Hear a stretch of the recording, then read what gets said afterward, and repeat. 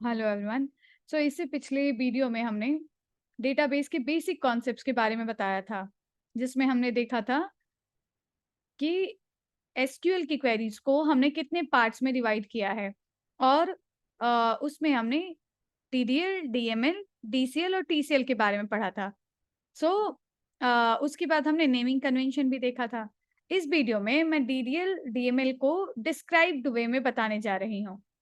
सो DDL की queries की जब हम बात करते हैं, क्योंकि आप कि इस चलो ठीक है, तो जब हम डीडीएल की क्वेरीज की बात करते हैं, ऊपर हमने लिखा हुआ है इसका डेफिनेशन, थोड़ा थोड़ा हमने लिखा हुआ है ऊपर, बट मैं इसमें अब क्वेरीज के बारे में बताने जा रही हूँ।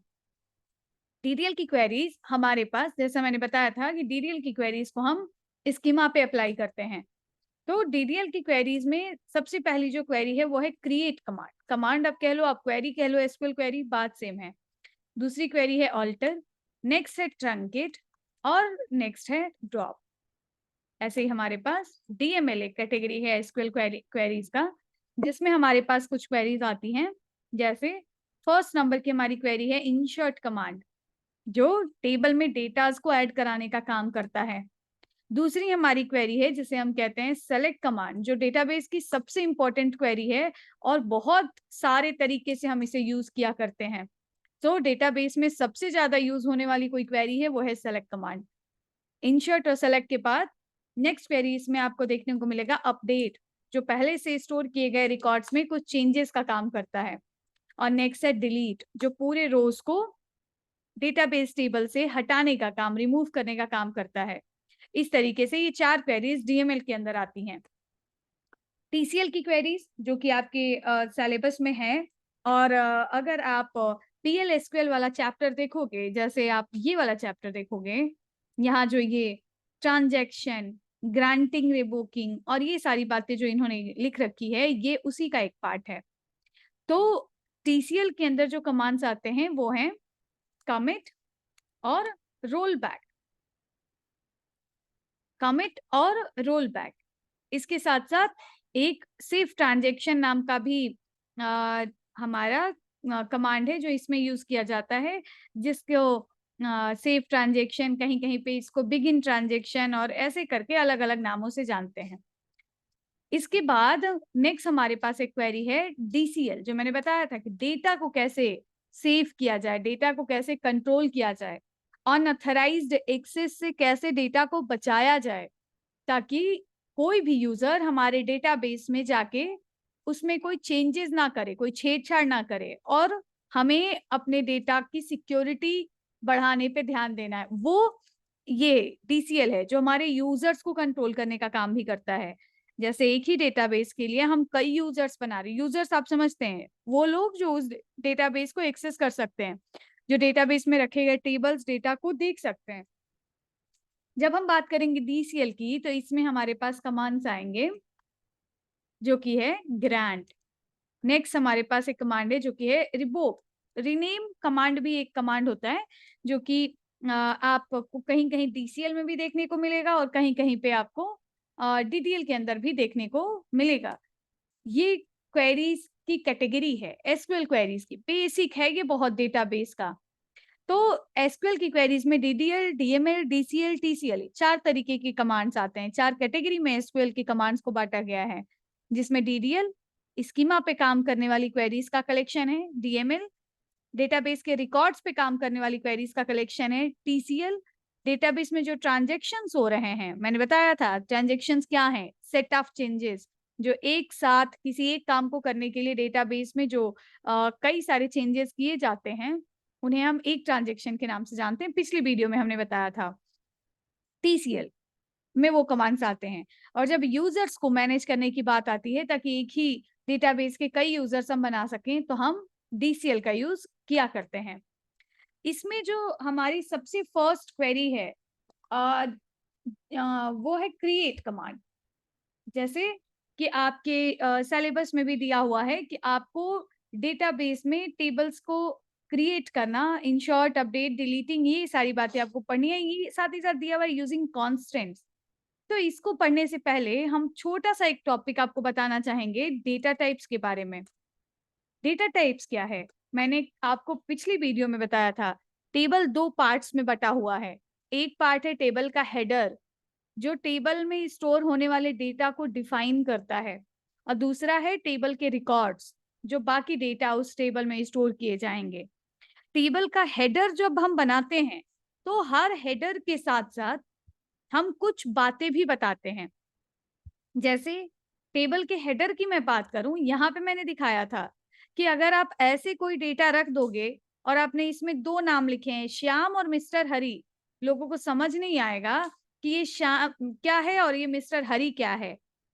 जैसे कि आप कोई फॉर्म भरते हो, उस फॉर्म में आपने देखा होगा कि हर फॉर्म में जब फील्ड्स आपको मिलती हैं जहाँ पे आप अपने डेटा को इनपुट कर पाते हो, तो उन फील्ड से ऊपर कहीं ना कहीं हमें एक हिंट लिखा होता है।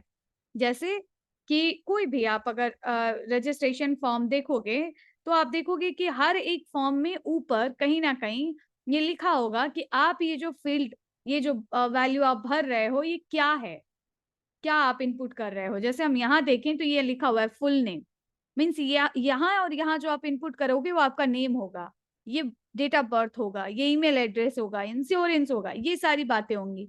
सेम ऐसे ही डेटाबेस में भी जब हम टेबल में किसी डेटा को रखते हैं, तो उस डेटा को डिफाइन करने के लिए हम टेबल का हेडर बनाते हैं, जैसे हम टेबल की स्कीमा कहते हैं। तो टेबल का हेडर जब हम बनाते हैं तो सिर्फ नाम नहीं रख देते, उस नाम के साथ साथ हम टेबल के हेडर पे कुछ रूल्स रेगुलेशंस लगा देते हैं, जिसे हम कॉन्स्टेंट्स कहते हैं। ये रूल्स रेगुलेशंस उस कॉलम में डेटा के इंसर्ट होने से पहले, ऐड होने से पहले कुछ कंडीशंस को चेक करता है, और जब वो डेटा उन कंडीशंस को सेटिस्फाई करेगा, तभी वो डेटा उस टेबल के उस कॉलम में ऐड हो पाएगा, जिसे हम कांस्टेंट के नाम से जानते हैं। बहुत सारे एडवांस कांस्टेंट्स भी हैं, लेकिन हर कॉलम को बनाने में जो बेसिक बात आपको कम से कम बात जो बतानी ही पड़ेगी, वो है कॉलम का नाम, साथ ही साथ कॉलम का डेटा टाइप। ये बेसिक बातें हैं।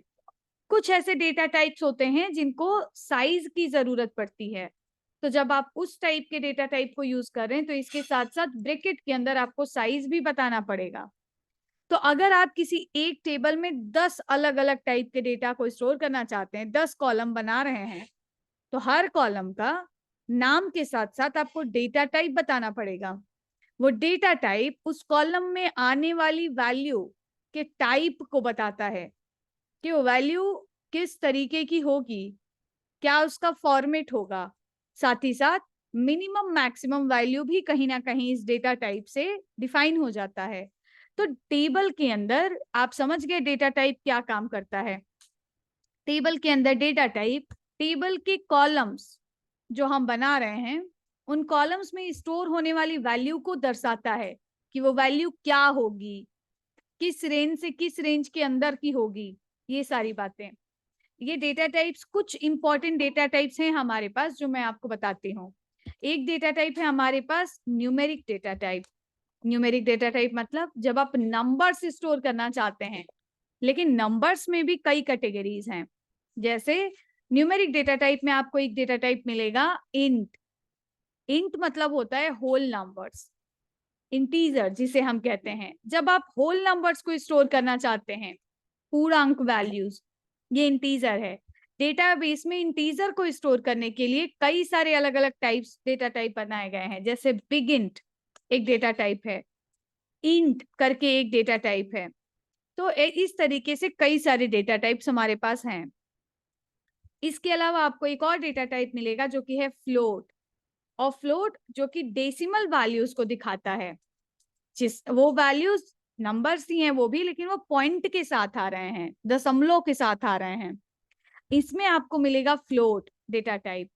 साथ ही साथ इसमें आपको मिलेगा डेसिमल डेटा टाइप। तो इन सारे डेटा टाइप्स का यूज हम लोग यहाँ पे किया करते हैं। न्यूमेरिक आप समझ गए। इन सभी डेटा टाइप्स में आपको साइज देने की जरूरत नहीं पड़ती। उसके बाद एक डेटा टाइप आता है string data type. String data type characters का कलेक्शन होता है। कैरेक्टर्स के कलेक्शन में, जब भी आपको कैरेक्टर्स के कलेक्शन में डेटा को डेटाबेस में स्टोर करना है, तो आप उसका डेटा टाइप स्ट्रिंग लेंगे। अब जैसे एड्रेस, आपका जो एड्रेस है वो एक तरीके की स्ट्रिंग वैल्यू है, क्योंकि उसमें कैरेक्टर्स आते हैं, ABCD आता है, 1 2 3 4 भी आ सकता है, कोई स्पेशल सिंबल का कॉमा डैश ये सब भी आ सकता है। तो ये स्ट्रिंग डेटा टाइप है। जैसे आपका रोल नंबर, आपका मोबाइल नंबर, ये सारी वैल्यूज इंटीजर हैं। जैसे आपकी सैलरी, ये इंटीजर है। स्ट्रिंग डेटा टाइप में कई सारे डेटा टाइप हैं जिनको आप समय समय पे अपने रिक्वायरमेंट के हिसाब से यूज कर सकते हैं। जैसे एक डेटा टाइप है जिसे हम कहते हैं वैर कैर का मतलब वेरिएबल कैरेक्टर्स। वैर कैर को हमें साइज देने की जरूरत होती है, और ये साइज क्या होता है? ये साइज होता है नंबर ऑफ कैरेक्टर्स, जिसे आप मैक्सिमम 255 तक लिख सकते हैं, 0 से लेके 255। ऐसे ही हमारे पास है सिर्फ कैर। वैर कैर और कैर में क्या अंतर है वो भी आपको आगे समझने को मिलेगा। सो नंबर ऑफ कैरेक्टर्स, जैसे अगर आप एड्रेस स्टोर करने के लिए कॉलम बना रहे हो तो आपको क्या लगता है एक यूजर का एड्रेस मिनिमम और मैक्सिमम कितने कैरेक्टर्स का हो सकता है? ऑफ कोर्स 0 कैरेक्टर का तो नहीं होगा, 0 से बड़ा होगा। मैक्सिमम कितना जा सकता है? मैं कहूंगी मैक्सिमम 100 कैरेक्टर्स जा सकता है। आपको लगता है 150 जा सकता है, आप 150 दे दो। तो हमें लगता है कि मैक्सिमम 150 के अंदर सभी का एड्रेस हो जाएगा, तो मैं कॉलम जो एड्रेस के लिए बनाऊंगी उसका डेटा टाइप में रखूंगी वैर और उसकी साइज में रखूंगी 150। नेक्स्ट है हमारे पास कैरेक्टर। और ऐसे अगर आपको लगता है कि सपोज कोई एड्रेस आप स्टोर करा रहे हो और वो 255 कैरेक्टर से भी बड़ा हो सकता है, तो फिर वैर से काम नहीं चलेगा। फिर आपको डेटा टाइप रखना पड़ेगा टेक्स्ट, जो कि स्ट्रिंग टाइप की बड़ी वैल्यूज को स्टोर कर सकता है। इस तरीके से हमारे पास कई सारे डेटा टाइप्स हैं जो स्ट्रिंग वैल्यूज को दिखाते हैं। एक डेटा टाइप है हमारे पास बिट जो कि बूलियन वैल्यूज को स्टोर करता है, और साथ ही साथ ये डेटाबेस में उन वैल्यूज को 0 1 के फॉर्मेट में दिखाता है। मतलब बिट टाइप का अगर कोई कॉलम है तो उसकी दो ही वैल्यू पॉसिबल है, उस कॉलम में इन्हीं दो में से कोई एक वैल्यू रहेगी हर रो में, की तो 0 की तो 1। इसकी भी हमें कई जगह पे जरूरत पड़ती है। जैसे कोई यूजर है, आपको उसका एक्टिव स्टेट दिखाना है, फिलहाल वो यूजर हमारी वेबसाइट में लॉग इन कर सकता है नहीं, ऐसे कई सारे कंडीशन आप उसके आधार पे लगा सकते हैं। तो अगर आप कोई कॉलम बिट टाइप का बनाते हैं उसकी दो ही वैल्यूज पॉसिबल हैं, 0 और 1। नेक्स्ट ऐसे आपको डेटा टाइप मिले, बहुत सारे ऐसे डेटा टाइप्स हैं जिनको हम यूज कर सकते हैं अपने डेटाबेस में। जैसे डेट एक बहुत इंपॉर्टेंट डेटा टाइप है, जो कि आपको पता है कि अलग अलग टाइप अलग अलग हमारे पास वैल्यूज आती हैं, उसमें हमें कई जगह पे डेट भी मिलता है। जैसे रजिस्ट्रेशन डेट, जैसे आपका डेट ऑफ बर्थ, जैसे कई सारी ऐसे डेट से रिलेटेड वैल्यूज हो सकती हैं। उसके लिए जो आप कॉलम बनाएंगे वो रहेगा डेट टाइप का। इसमें भी बहुत सारे हैं, जैसे डेट नाम का एक कॉलम है जिसको कोई साइज देने की जरूरत नहीं होती है। ऐसे ही कॉलम है डेट टाइम, जिसमें आप डेट भी स्टोर कर सकते हो, डेट के साथ साथ टाइम भी स्टोर कर सकते हो, आवर्स मिनट्स और सेकेंड्स में।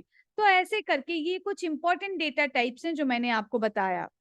इन डेटा टाइप्स का यूज हम कॉलम में आने वाली वैल्यू को डिफाइन करने के लिए बनाते हैं, लगाते हैं। अब अगर आपने किसी कॉलम का डेटा टाइप इंटीजर रख दिया और by the chance, by the mistake, अगर आप उसमें अपना नाम स्टोर करना चाहें तो वो आपको एरर रिटर्न करेगा, स्टोर नहीं करेगा। इसे हम कहते हैं डेटा टाइप। मैंने बताया कि डेटा टाइप कॉलम में आने वाली वैल्यू को बताता है, लेकिन साथ ही अब आप इसको एक तरीके का रूल्स रेगुलेशंस भी कह सकते हैं, जो कि आपकी वैल्यू को स्टोर करने से पहले चेक करेगा क्या वो इस टाइप का है, नहीं है, नहीं है तो वो उसको रिजेक्ट कर देगा, है तो उसे एक्सेप्ट करेगा। ये सारी बातें। इसी क्रम में हमें एक और नाम सुनने को मिलता है जिसे हम कहते हैं कॉन्स्टेंट्स। कॉन्स्टेंट्स क्या है? Constant constants are some extra rules and regulations. Constants are some extra rules and regulations applied on the columns. Applied on the columns. ये क्या काम करता है, इसका डिफिनीशन में लिखने जा रही हूं. Constants are the rules and regulations. Rules and regulations. Regulations that applies condition before storing any value. Before storing any value in that column. अब कॉन्स्टेंट्स हैं कई तरीके के. कॉलम्स को जब हम बनाते हैं तो उन कॉलम्स में हम कॉन्स्टेंट्स लगा सकते हैं. ये कॉन्स्टेंट्स क्या करते हैं, हमारे उस कॉलम में आने वाली वैल्यू को ऐड करने से पहले, एक्सेप्ट करने से पहले उस कॉलम पे लगाए गए कॉन्स्टेंट्स को चेक करता है. अगर वो वैल्यू हमारे उन कॉन्स्टेंट्स को डिफाइन करेगी, सेटिस्फाई करेगी, तभी वो कॉलम उस वैल्यू को एक्सेप्ट करेगा, अदरवाइज एक्सेप्ट नहीं करेगा. अगर आपको डिफिनीशन से समझ नहीं आया तो जो आगे हम कॉन्स्टेंट्स बताने वाले हैं उनसे आपको 100% समझ आ जाएगा. जैसे एक कांस्टेंट है हमारे पास जिसे हम कहते हैं नॉट नल. नल कांस्टेंट इसे कहा जाता है. अगर आपने किसी कॉलम को बनाया और आपने उस कॉलम पे कांस्टेंट लगा दिया नॉट नल, जिसे लगाने के लिए आपको कॉलम के डिफिनीशन के बाद, डिफिनीशन का मतलब कॉलम का नाम और कॉलम का डेटा टाइप, उसके बाद सिर्फ लिख देना है नॉट स्पेस नल. और सिर्फ नॉट स्पेस नल लिखने से वो कॉलम नल वैल्यू को एक्सेप्ट नहीं करेगा. जैसे आप एक बड़ी टेबल बना रहे हो और उस टेबल में हम टेकपाइल में पढ़ने वाले हर एक स्टूडेंट के रिकॉर्ड को स्टोर करने जा रहे हैं. अब मुझे लगता है कि हर एक स्टूडेंट के पास कम से कम इनरोलमेंट आईडी तो होनी चाहिए, चाहे भले ही आप किसी स्टूडेंट का नाम खाली छोड़ दो, आप भले ही किसी स्टूडेंट का कॉलेज खाली छोड़ दो, ब्रांच खाली छोड़ दो, किसी के पास मोबाइल नंबर नहीं है खाली छोड़ दो, किसी के पास ईमेल आईडी नहीं है खाली छोड़ दो, और वो खाली वैल्यू डेटाबेस में नल से रिप्रेजेंट की जाती है. नल किसी वैल्यू के एब्सेंस को दिखाता है. जब कोई वैल्यू नहीं होगी, कुछ भी नहीं होगा, तो उसे हम नल कह लेंगे. तो नॉट नल अगर आपने किसी कॉलम पे लगा दिया, मैंने एक कॉलम बनाया इनरोलमेंट आईडी और मैंने इनरोलमेंट आईडी पे नॉट नल लगा दिया, तो ये नॉट नल कह रहा है कि अब आप इनरोलमेंट आईडी कॉलम को खाली नहीं छोड़ सकते. हर एक आने वाले नए डेटा को नए रो में, चाहे और किसी कॉलम की वैल्यू हो या ना हो, इनरोलमेंट आईडी कॉलम की वैल्यू जरूर होगी. ये है नॉट नल. सेम इसी तरीके से और बहुत सारे कॉन्स्टेंट्स हैं जो कि कॉलम्स पे एक्स्ट्रा रूल्स रेगुलेशंस को स्पेसिफाई करता है, जिसमें है नॉट नल.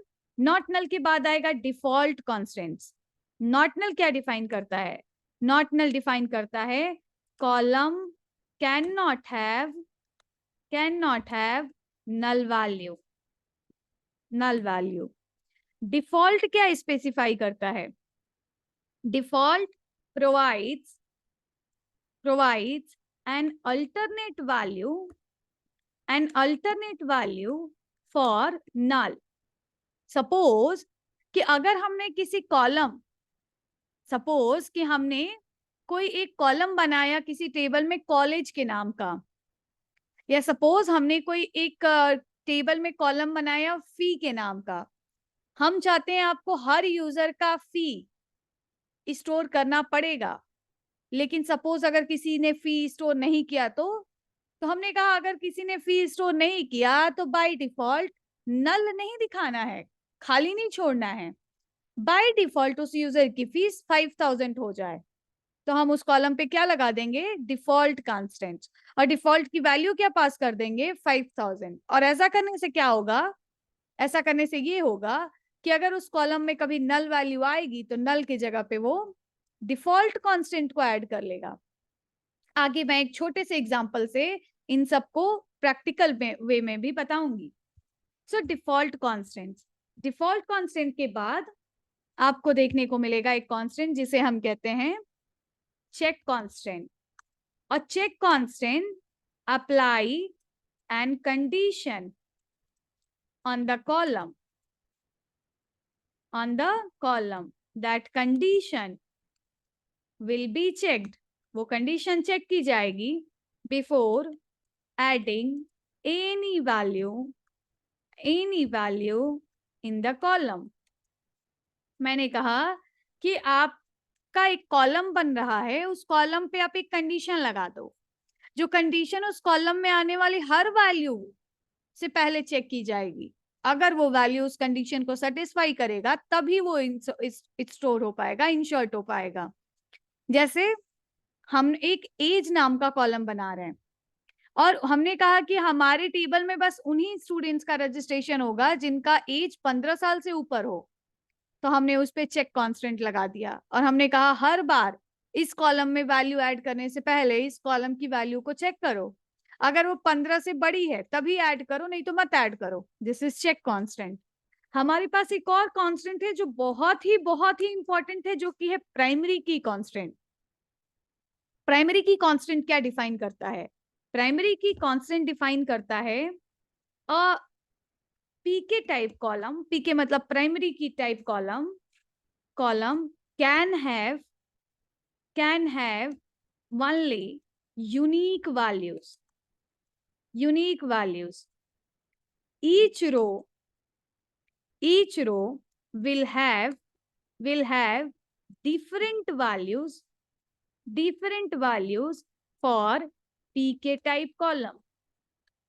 मतलब अगर कोई प्राइमरी की कॉलम है तो उस कॉलम की वैल्यू हमेशा अलग अलग होगी।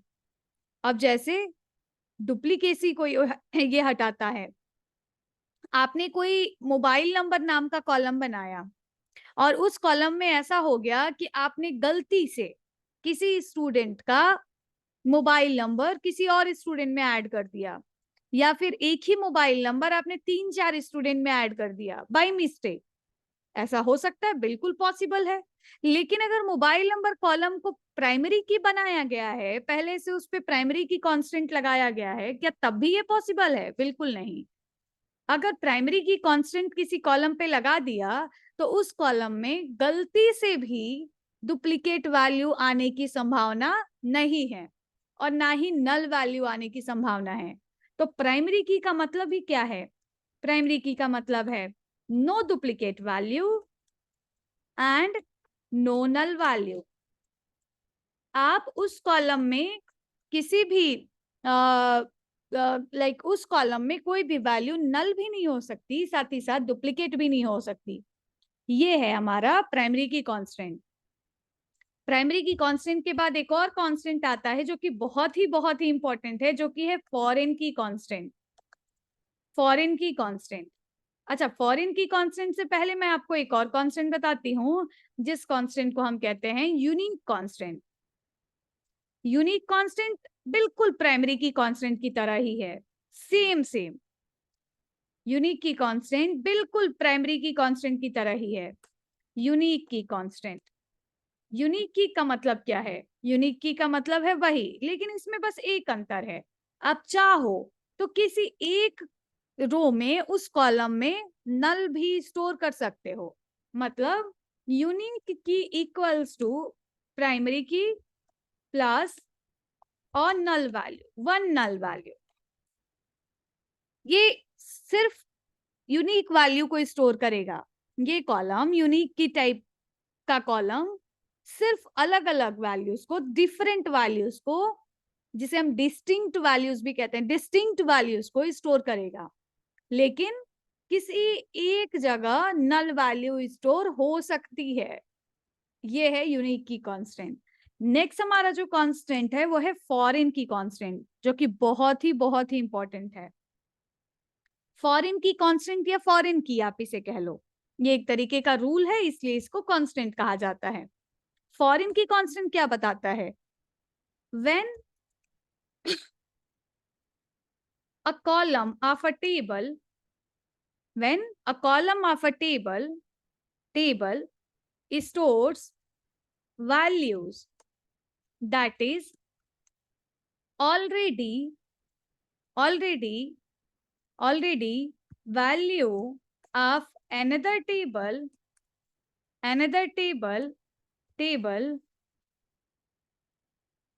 टेबल्स प्राइमरी की कॉलम फॉरेन। अब एक तरीके से अगर आप समझो तो फॉरेन का मतलब ही होता है बाहर से। जैसे हम कहते हैं ना हम फॉरेन ट्रिप पे गए थे, मतलब हम अपनी इस लोकल प्लेस को छोड़ के, अपनी इंडिया को छोड़ के हम बाहर गए हुए थे। सो फॉरेन की का मतलब ही है, या कोई बोले कि मैं फॉरेन से आया हूं, मतलब कि मैं अपने लोकल प्लेस को छोड़ के कहीं और से आया हूं सपोज। तो फॉरेन की कांस्टेंट का मतलब है फॉरेन की कॉलम। अब यहाँ फॉरेन की किस पे लग रहा है? कॉलम पे। इसका मतलब उस कॉलम में जो वैल्यूज स्टोर की जा रही है, वैल्यू कहाँ से आई हैं? बाहर से आई हैं। बाहर से मतलब किसी दूसरे टेबल से ली गई हैं। अगर किसी टेबल के किसी कॉलम में कुछ ऐसी वैल्यूज आ रही हैं जो किसी दूसरे टेबल में ऑलरेडी स्टोर हैं, ऑलरेडी प्रेजेंट हैं, तो उसे हम फॉरेन की कॉलम कहते हैं। फॉरेन की, या इसी बात को हम ऐसे कह लें कि फॉरेन की कॉलम सिर्फ उन्हीं वैल्यूज को स्टोर करता है जो ऑलरेडी किसी टेबल के एक कॉलम में थी। लेकिन यहाँ एक कंडीशन भी है, क्या? वो वैल्यूज उस टेबल के प्राइमरी की कॉलम में प्रेजेंट थी। तो जब किसी एक टेबल के प्राइमरी की टाइप कॉलम की वैल्यूज को किसी दूसरे टेबल में एक्सेस किया जाए तो उसे हम फॉरेन की कॉलम बनाते हैं। ऐसा हम दो टेबल के बीच में रिलेशन बनाने के लिए करते हैं। So foreign key is used to establish का मतलब तो है बनाना, relation between two or more different tables. इस वीडियो में मैंने आपको बताया डेटा टाइप और कुछ कॉन्स्टेंट्स के बारे में। साथ ही साथ आपने इस वीडियो से सीखा प्राइमरी की, फॉरेन की और यूनिक की के बारे में। इसका एक एग्जाम्पल मैं आपको नेक्स्ट वीडियो में भी दूंगी, और साथ ही साथ हम टेबल क्रिएट करना, इंसर्ट, अपडेट करना ये भी बताएंगे। Thank you so much.